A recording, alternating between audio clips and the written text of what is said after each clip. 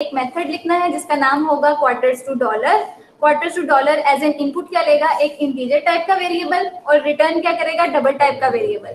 Formulation के लिए वो कहता है कि आपने क्या करना है, अगर यूजर आपको या अगर हम आपको 4 पास करते हैं एज एन इनपुट, तो आपने आउटपुट में क्या रिटर्न करना है, 1।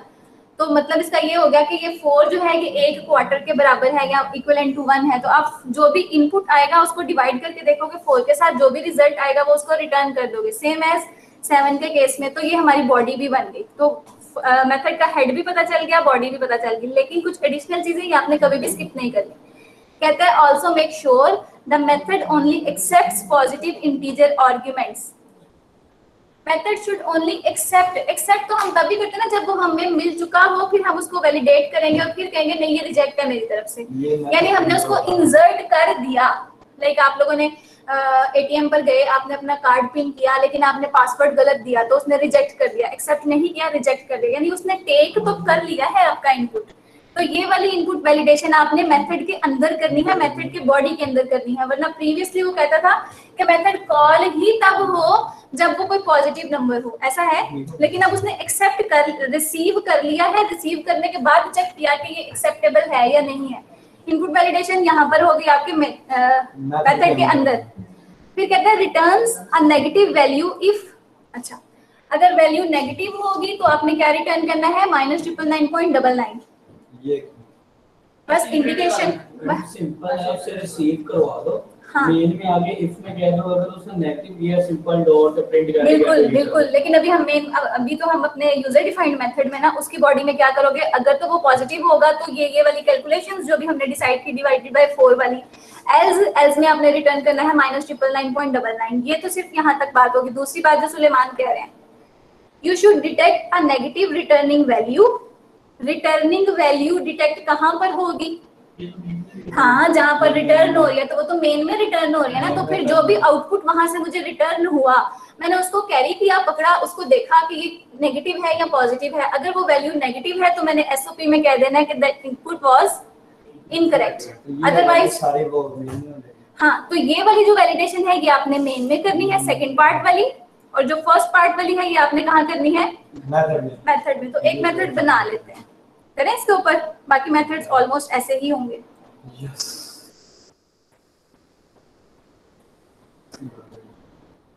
ओके, तो इसी को रीनेम कर लेते हैं।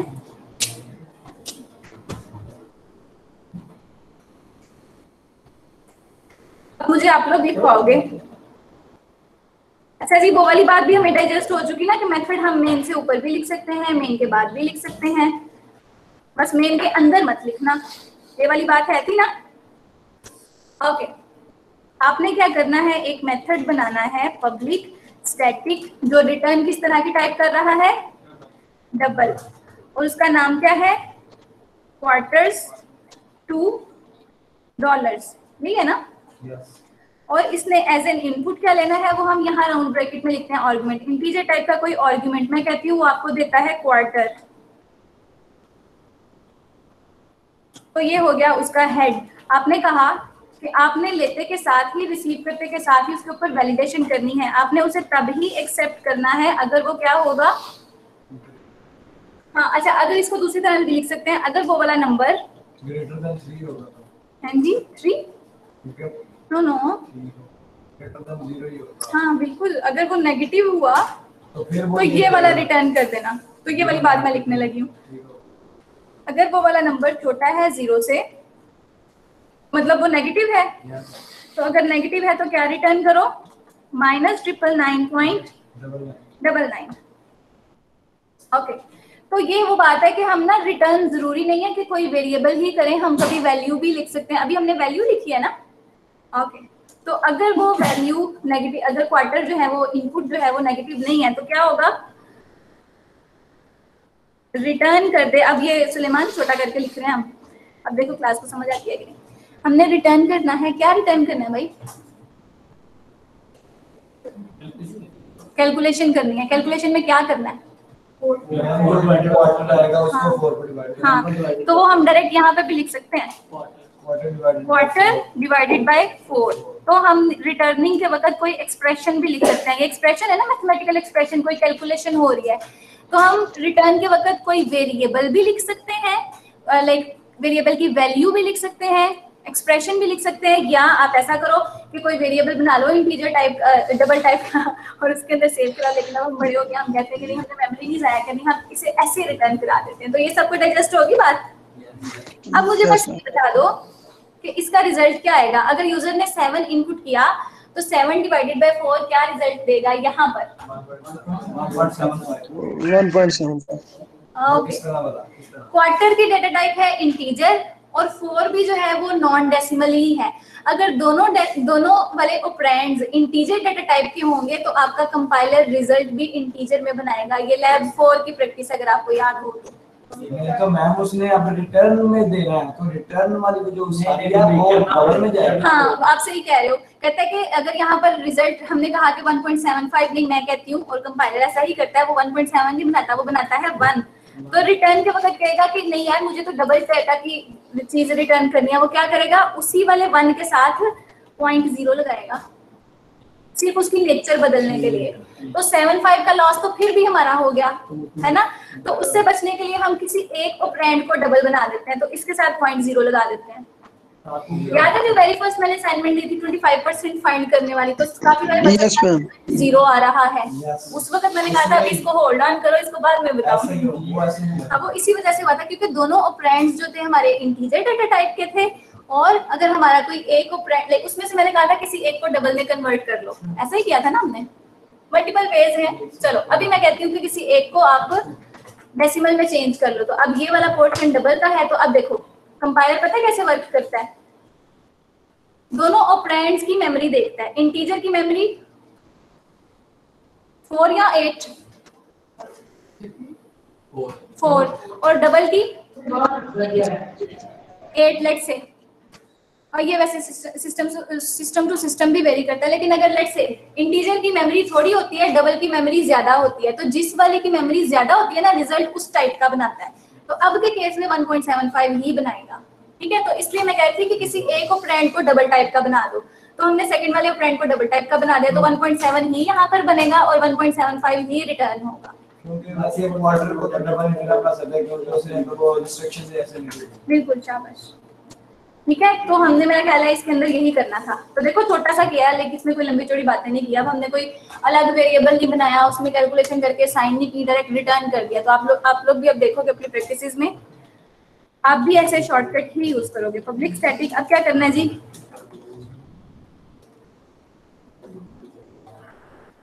String arguments.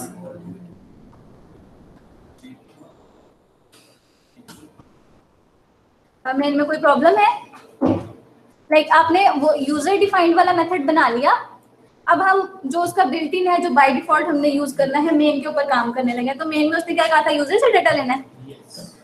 मैं नहीं ले रही, आप लोग अपनी प्रैक्टिस में यूजर से बनवा लेना, मैं यहाँ पर डायरेक्ट ही कर रही हूँ। कर लूँ ना, क्योंकि हमें स्कैनर वगैरह सारा कुछ आता है, बस एनी टाइम हम लोग का थोड़ा इंस्ट्रक्शंस में ज्यादा हो जाएगा। तो आपने यूजर से डाटा ले लिया, अब आपने इनपुट वैलिडेशन इस तरफ नहीं करनी, ऐसा है। आपने क्या करना है, हाँ पहले नहीं होएगी तो बाद में, मेथड कॉल के बाद होगी ना, कंपाइलर की पॉइंट ऑफ व्यू से सोचना है हमेशा। तो मेन में मैं आई हूँ, मैंने इसको क्या किया, कॉल कर लिया फंक्शन को, और कॉलिंग के वक्त मैंने क्यू भेज दिया। तो ये वाली बात भी हमें याद है ना कि यहाँ पे चाहे इसको क्यू कहो, वहां पे चाहे क्वार्टर कहो, काम तो हमने 7 पे करना है। तो ये 7 वहां जाके कॉपी हो जाएगा बेसिकली। ओके, मेथड कॉल कर लिया, मेथड कॉल किया, ये सारा कुछ रिटर्न हुआ। हमने कहा जो रिटर्निंग वैल्यू है ना, उसके बेस पे आपने कुछ करना था। क्या करना था?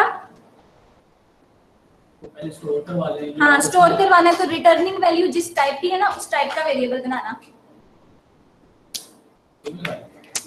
वो करें, रिटर्निंग डबल है। हाँ, मैं कहती हूँ लाइक इफ जो भी चीज इसने रिटर्न की, अगर वो वाली वैल्यू 0 से छोटी है तो मतलब वो नेगेटिव है। तो ये मेथड कॉल का जो भी रिजल्ट होगा ना बच्चों, वो इसकी जगह पर आकर बैठ जाएगा, लाइक -999.99। तो जब हम कोई method call with in brackets करते हैं, विद इन अ कंडीशन करते हैं, तब सेमीकोलन जरूरी नहीं है।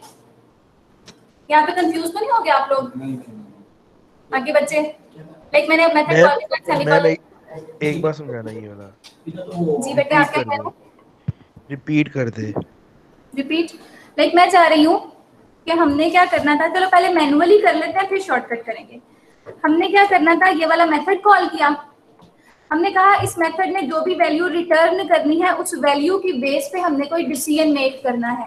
तो हम उस वैल्यू को पहले कहीं पे स्टोर कर लेते हैं, डबल टाइप का वेरिएबल, उसका नाम रख लिया आउटपुट, और ये वैल्यू असाइन हो गई। लेट्स से यूजर ने -1 भेजा, उसकी तरफ हमने -1 था, तो मतलब कि वो चीज जो थी वो नेगेटिव थी। अगर नेगेटिव थी तो रिटर्निंग वैल्यू क्या आई? -999। अगर तो वैल्यू -999 है, लाइक वो -999 आउटपुट के अंदर सेव हो गया, तो मैं कहना चाहती हूँ अगर आउटपुट वाली वैल्यू छोटी हुई 0 से, मतलब कि वो नेगेटिव है, तो उसने आपसे क्या कहा था? Input was incorrect. हाँ, उसको मैसेज दे देना है कि तुम्हारा इनपुट जो था, हाँ, इनवैलिड इनपुट। एल्स में आपने क्या करना था, वो वाला आउटपुट शो करवा देना था जो भी उसने आपको भेजा है। तो मैं कहती हूँ शॉर्टकट की तरफ बाद में जाते हैं, पहले इसको ऐसे आप लोग डाइजेस्ट कर लो। मैंने कहा कि ना क्वार्टर्स में जो आपने भेजी थी वो वैल्यू थी क्यू के अंदर, क्यू क्वार्टर्स, ये सिर्फ उसको ब्यूटिफाई करने के लिए, सॉरी, कितने क्वार्टर्स बराबर हैं कितने नंबर्स के, कितने डॉलर्स के एक्चुअली क्या लिखा आएगा भला? अभी तो चलो -1 है, कुछ भी नहीं लिखा आएगा, लेकिन अगर 7 होता तो लिखता 7 quarters is equivalent to 1.7 dollars, है ना? अब मैं तो ये मैथड सेक हो रहा है। इसका दूसरा तरीका, नहीं आप आगे पूछ रही थी ना कि इसका कोई हो रहा है फायदा है। हाँ, मेथड्स का कोई और फायदा? इसका आपका एक फायदा ये है कि अगर हम इतनी सारा ये रन करते तो हमें क्यू का बैकअप बनाना पड़ना था। बिल्कुल, शाबाश। तो प्रोग्रामेटिकली हम खुद सोचा करेंगे साथ साथ। ओके क्लास, तो यहाँ तक रन हो जाएगा। यहाँ तक किसी का कोई क्वेश्चन? छोटा सा प्रोग्राम है।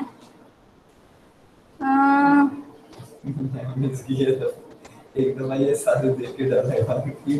वो बड़ा प्यारा लगता है, जितना ज्यादा खौफनाक प्रोग्राम होता है उतना ज्यादा प्यारा लगता है। ऐसा लगता है हम बहुत लाइक कंप्यूटर साइंटिस्ट या प्रोग्रामर्स बन गए।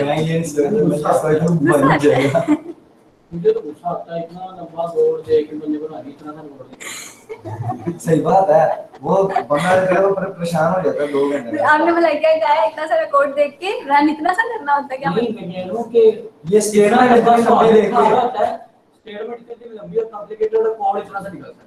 तो ये तो मजे की बात है ना।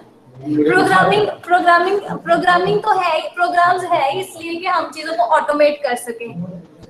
ये ऑटोमेटिक मशीन्स के पीछे यही प्रोग्रामिंग होती है ना। वो काम जो हम मैनुअली घंटे लगा के करते थे, हमारी मशीन्स क्विकली कर देते हैं, क्योंकि उसके अंदर हमने कोड इतना क्विक सा लिखा हुआ है।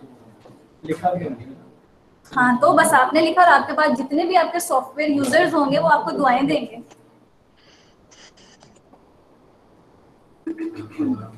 कॉपी पेस्ट वाली कमांड कितनी अच्छी है ना। दुआएं दी है कभी उस पर्सन को जिसने ये इन्वेंट की है? वो उसका नाम बहुत सारी दुआएं। हाँ, एक बच्चा था, उसने ग्रेजुएशन उसकी कंप्लीट हुई ना, तो उसने अपनी स्पीच, थैंक यू स्पीच में यही कहा था, कहता सबसे पहले मैं शुक्रिया अदा करूंगा उस बंदे का जिसने कॉपी पेस्ट वाली कमांड बनाई, फिर उसके बाद अपने पेरेंट्स का, फिर उसके बाद टीचर्स का, फिर ये वो। तो सबसे पहला हक उसी बंदे का जिसने कॉपी पेस्ट किया। तो कॉपी पेस्ट वाले ने कितना अच्छा किया ना हमारे लिए। कोई बात नहीं, इट्स ओके। अच्छा जी, बस चले आगे। पहले इसको इस तरह से कंपाइल कर लेते हैं, फिर दूसरे वे से। नहीं, स्कैनर आप खुद करोगे।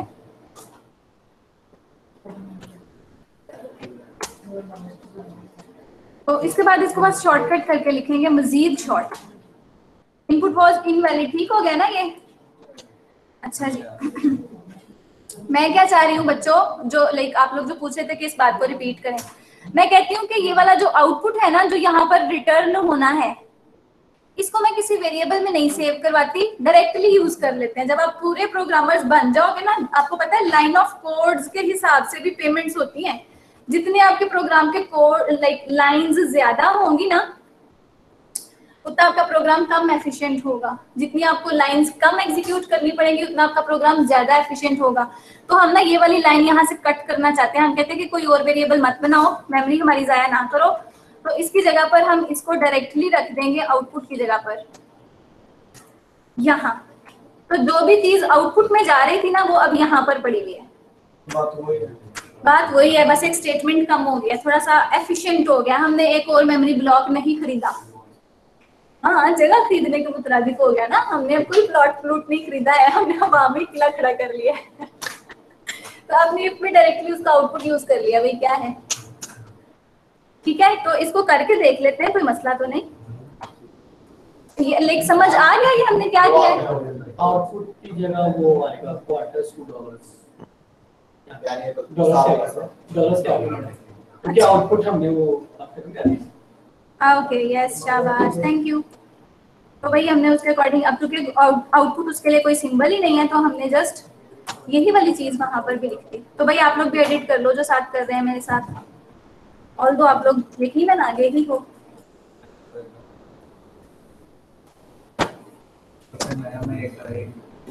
ये भी मसला हमारा मंडे। चलो भाई, मैथ की प्रैक्टिस बेचारी फिंगर्स थक जाती हैं।